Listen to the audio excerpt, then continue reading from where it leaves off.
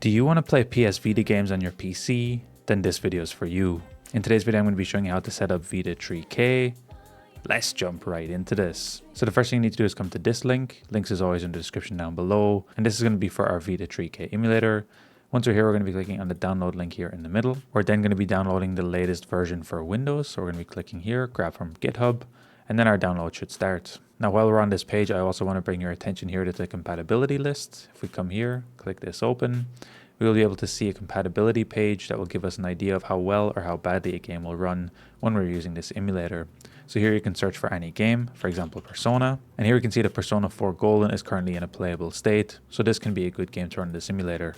I also have another game that I want to check out, Ratchet & Clank. And you can see that some of these games only get to an intro state, whereas some of them are fully playable. So this can be a good resource to check to have your expectations correct when running this emulator and selecting games a little bit later to play. Now, while our web browser is open, we're also going to be coming to this link, as always in the description down below, and we're going to be downloading 7-zip. We're going to need this to extract our game files a little bit later on. So here we're going to be downloading the latest version, and we're going to be getting that installed. So from this point, we're going to be installing 7-zip. We simply double click yes on the Windows pop-up that shows up, select an install location, click install, and then 7-zip will be installed. The first thing we're going to be doing is talking about games and the different game files that you can get. And I will mention up front, I cannot show you where to download or get your game files. You will need to source your own. However, there's a couple things to keep in mind when finding your game files. Your game files can come in a couple of different formats, but for the most compatibility, we're going to be looking for no NP DRM files, which we will then put into a zip file a little bit later to have full compatibility. Now, I do also have some games in a VPK format just to test out a bit later, but in most cases, VPK files will not work. You can also get PKG package files, which you can install. I don't have any in today's video, but the process is very similar that we'll be taking a look at a bit later on. Now, if you do download your games, they will most likely come in a .7-zip formats, and we'll first need to extract these out. We're first going to extract the game, right-click, show more options, 7-zip, extract here. This will then take a couple seconds. Now, all my VPK files here are already extracted. However, if you do have a no NP DRM file, I'll show you that process now. We're first going to extract the game, right-click, show more options, 7-zip, extract here. This will then take a couple seconds. And when this file extracts out, it will extract out into a folder called app. What we're going to be doing here is renaming this folder to the name of our game. So I'm just going to be copying my title here, Ratchet & Clank, and just renaming my app folder that. And then we're going to be creating a zip file of this directly in Windows. We're going to be right-clicking, compress to, zip file, and then we're going to have to wait a few minutes while this does this to create a zip file that we'll be bringing over to Vita 3K a little bit later on.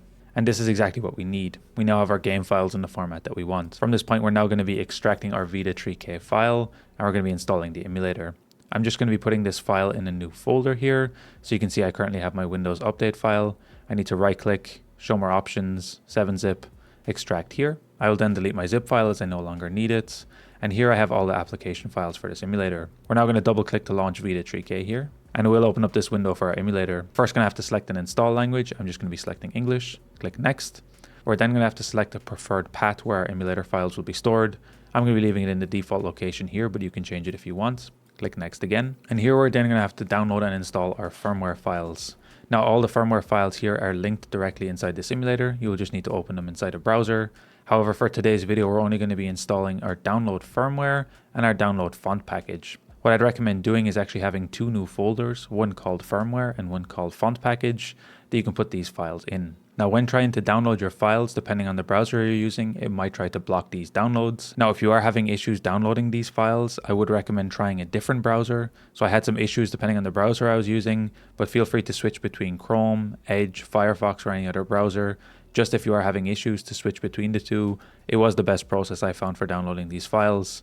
And I had the most success in Firefox and Edge. Google Chrome actually gave me the most issues with this. So we're first going to be downloading the firmware file here. So if we left click this, it should open up the official Sony website, which we can come to here.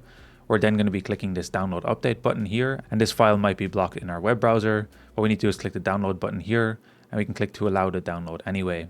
And if your download button will not work in the PlayStation website, we can right click, save link as, select the download location, and then your game should download there. We're then going to come back to Vita 3K.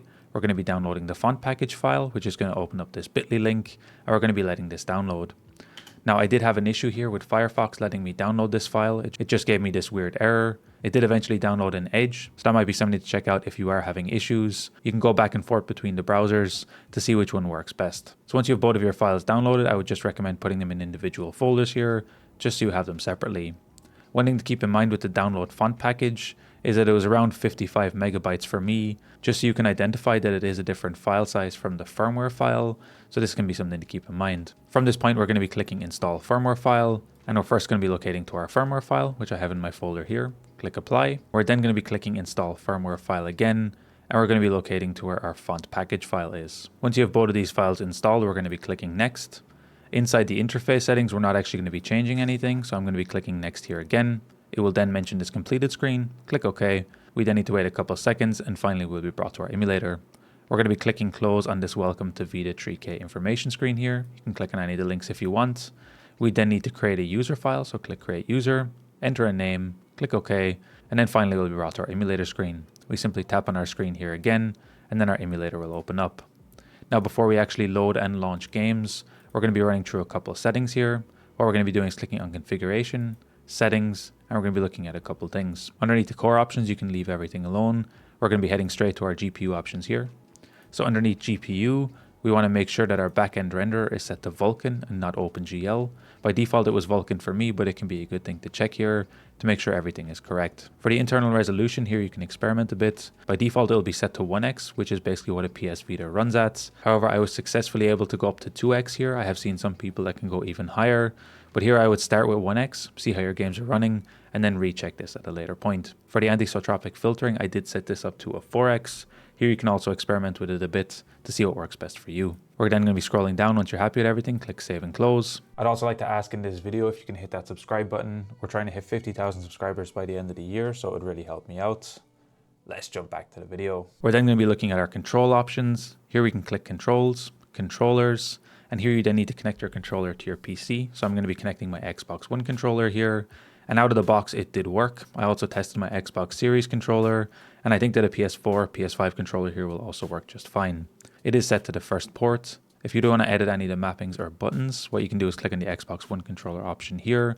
We will then see what everything is mapped. As mentioned, mine was mapped by default. If you want to remap anything, you simply click it.